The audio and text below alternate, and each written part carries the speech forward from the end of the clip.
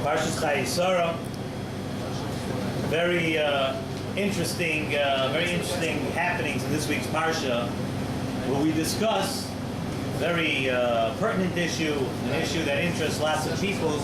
We discuss the inyan of Shidduchim, inyan of finding courtship, finding a wife, and once again we'll continue with our theme that we've been saying through every week.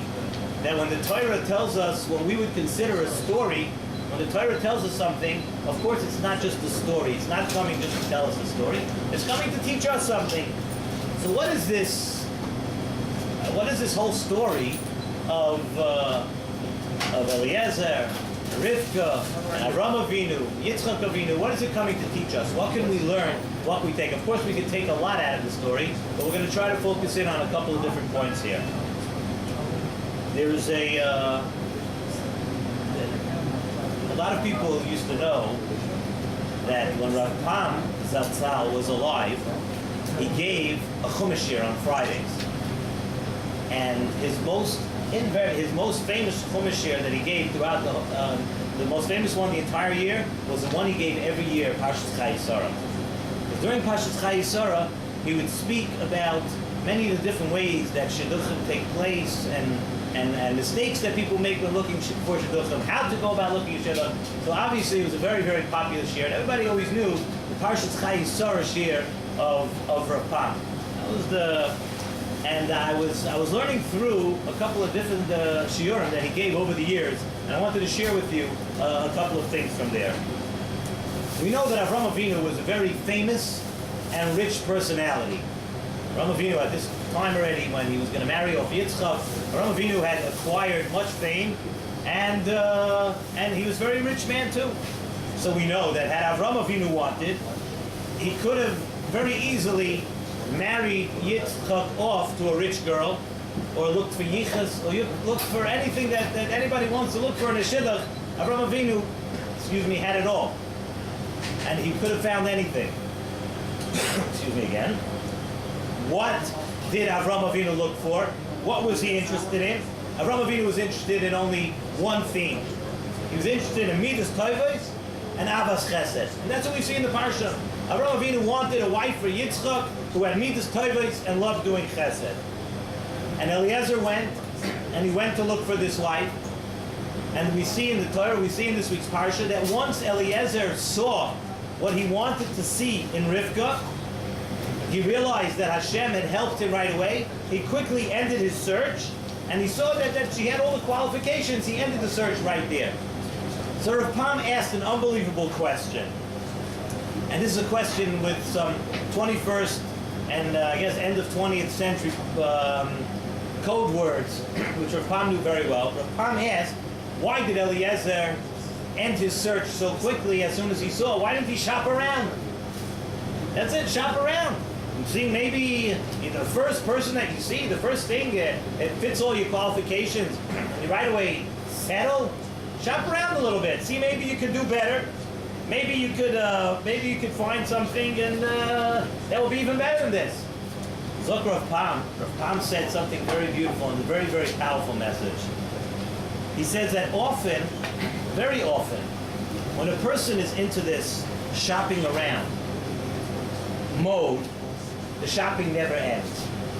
A person always thinks that there's no end to the shopping. There is no end. I have something, I can always get better. And even more, I deserve better. I think today, Rav Pam doesn't say this, maybe we call this person a compulsive shopper. We have a different idea of what a compulsive shopper is, but the Lagabi Shidduchim, it could be this kind of a person is a compulsive shopper. And Rav Pam says, you know what happens? He says all that happens is that the months and the years go by, and you see some of these people, and they're still looking for something that's better because they could always get something better. And there's something better out there for me. So how does it come? How do we come to understand? Rav Pam says you have to know, before a person starts shidduchim, they have to know what they want. He says all of this shopping around, many times, says it comes from not knowing what you want. You don't know exactly what you want.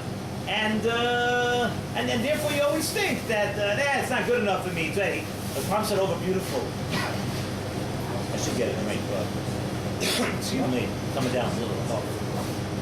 Take a break from the video a minute. No, okay. Rav Pam said over from his mother that one of the reasons why a chassan and kala fast on the day of their wedding, one of the reasons they fast on the day of the wedding is to fast for the unnecessary pain and embarrassment that they cause to other boys and girls with their unrealistic expectations. That's what Rav Pam says. Thank you very much. I appreciate it. You hear that? Listen to what Rav Pam says. That one of the reasons a chassan and kala fast on their wedding day is to do tshuva for the hurt that you cause to other boys and girls with your unrealistic expectations. Whatever you do. That's one of the things that he says. And again, he says the way to avoid this is to know exactly what you're looking for. State in the pasuk in Parshas Bereshis, it says that when they were looking for a wife, HaKadosh Baruch Hu said, "Esaloi ezer kenegdoi." Zot Rav Pam, that if a person is not realistic with himself, if he doesn't know what he needs help with, then you're never going to find what you want. You're never going to realize what you need, and nothing's ever going to be good enough. If a person is honest with himself, and he knows what he's all about, and he takes an honest look at himself, and he knows his faults, and he knows what he needs help with, and he knows how good he really is, then you go into a much different attitude, and it's a much easier way. Rav Pam's words.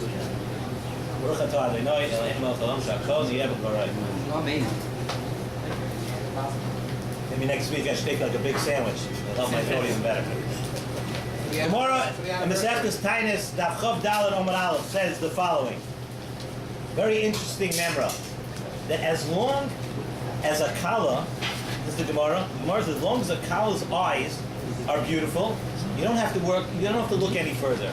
You know that she's a beautiful girl. You know that everything's fine if her eyes are beautiful. Frek to Klei Yakar. Klei Yakar asks on this memra Gemara. Klei Yakar on this week's parsha. It says, how can we say that? How can we say as a fact that if someone's eyes are beautiful? I mean, there are people around. We know people that their eyes can be beautiful and they can have very serious flaws. So what does it mean? What does the Gemara mean that if you see that someone has an ayin toiva, they have nice eyes, and that Dr. Klei Yakar says that ayin toiva, when the Gemara says that ayin person has, when it says ayin toiva, it doesn't mean physical attribute. It doesn't mean someone's eyes are beautiful. He says, what's a person supposed to look for? When do you know that you don't have to look any further? Is when a person meets somebody that has an ayin toiva, that has a good eye, that always looks at the good side of other people, that always sees the good in every situation, that always sees the good in anything that's happened. That is what the Gemara means. It doesn't mean, of course it doesn't mean that if someone has ayin toiva, if they have beautiful eyes, it means that no flaws. We know that's not true. Ayin toiva means that if you have a good eye, you're always looking at the good, you're always looking for the good. So now, once we say this, we see all these lessons that we've learned from the Avos the past few weeks. We see this lesson that we learned from Avraham Avinu on how to look for a shidduch. What if a person would say to himself, listen, these lessons that we learned, these things, the way to look for a shidduch like this is for the Avos. I'm Avraham, Yitzchak, and Yaakov. It would be a very realistic thing to say. Let me tell you a Tanit Ve'Eliyahu.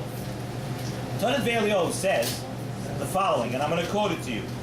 And it's we know this Tanit Ve'Eliyahu. It's a famous Tanit Ve'Eliyahu. Kol echad ve'echad mi Yisrael. Every person, every yid, chayiv loymar. He's chayiv to say, Mosa yagiu ma'asai l'ma'asei avoisai Avraham Yitzchak v'Yaakov. When will my deeds reach the level of the deeds of Avraham, Yitzchak, and Yaakov? So again, the same question. We're Basav Radam. We're starting to learn these few parshas what Avraham, Yitzchak, and Yaakov were all about. How could we say Moshe Yagiu? When are we going to reach Avraham? Come on, let's be realistic. This is not going to happen. It's not going to be. Siva Shalom says a very beautiful thing. He says, let's read the Memra. The Memra says the lashon is Kol Echad Yisrael is what? Is Chayv Loyamar Moshe Yagiu. The Memra specifically says a lashon of Yagiu. Yagiu could also mean Negia. To be able to touch, be able to reach. See, the Nesiv Shalom says it doesn't mean Masay Magiu. When am I going to turn into Avraham, Yitzchak, and Yaakov? So we're asking, every person has to aspire just to be able to, I mean, at least see it from the distance, at least have a shaykhus to the midas of Avraham, Yitzchak, and Yaakov. Let me touch it. Let me see it. And the Nesiv Shalom says that we get chizuk from the fact that we know that the Torah never tells us, and never commands us, and never tells us, teaches us things that we have no shaykhus to. That's the Torah. The Torah, the HaKadosh Baruch Hu doesn't have demands on us that are not possible. And from the fact that the Torah tells us these, quote, stories and these ma'asim of Avraham, Yitzchak, and Yaakov, the Torah is telling us that we do have a shaykhus. We might not be able to be exactly like Avraham, Yitzchak, and Yaakov, but we have a shaykhus to this. And how do we go about it? Zok Nesiv Shalom. There's another word in this member that's very important. Kol echad ve'echad miYisrael chayiv loymar. You have to say it. And when you say it, and when a person repeats someone else, and a person has a she'ifa, a person has a desire, then you're going to get there. That's a lesson the Nesiv Shalom says we have to learn out of this. In other words, many times you see people, people that have these very, very big goals. And you know what? Many times, if you have a big goal, and you have a desire to get there, many times you're going to get there. And if you don't get all the way there, you'll at least get within a very close distance. You'll have a shaykhus to what you want to get. However, if you have people that have very small goals and almost no goals at all, you know what happens? You don't even reach those goals. Because a person is chayiv loymar, is to keep on repeating to himself, I want to do it, and after you say I want to do it a bunch of times, you say I could do it. And that's how you develop a shaykhus and develop a want to grow. Because if you don't say Kol echad v'echad miYisrael chayiv loymar, if you don't say it to yourself, if you don't keep on repeating it, then of course you're not going to have any shaykhus to the midas of Avraham, Yitzchak, and Yaakov. And that's a lesson the Nesiv Shalom says that we learn from all these parshas. We look at the ma'asos of Avraham, Yitzchak, and Yaakov. We just learned today, we saw Rav Pam says about also how to go about finding a shidduch, how to have all these realistic expectations and everything. You say, what kind of shaykhus does it have to me? So the kasha, as is many times, the kasha is the teretz. What kind of shaykhus does it have to me? Yeah, it has shaykhus to you.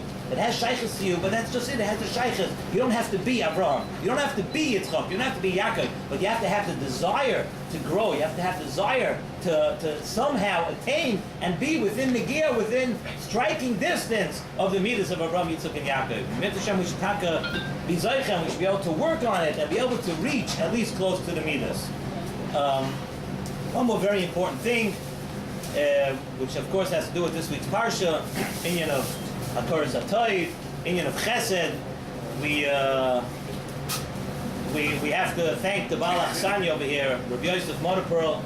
Now this is the first anniversary of the Southside Sandwich Shop, and we're almost another couple of weeks. We're going to be at the first anniversary of our shiurim here on Thursday night, and he so graciously invited us here. At first he actually held us at gunpoint and brought us here. So we're here, and we come every week, and it's mamash chus for me that I'm able to do this every week. And we want to thank Yosef for that, because he goes above and beyond the call of duty. And we want to give him a bracha that the same way he came through the first year with his new cap with flying colors, the full color cap. He should be zoicha to provide the food for many simchas and give out a lot of iPods over the years. And we should be zoicha to many simchas here.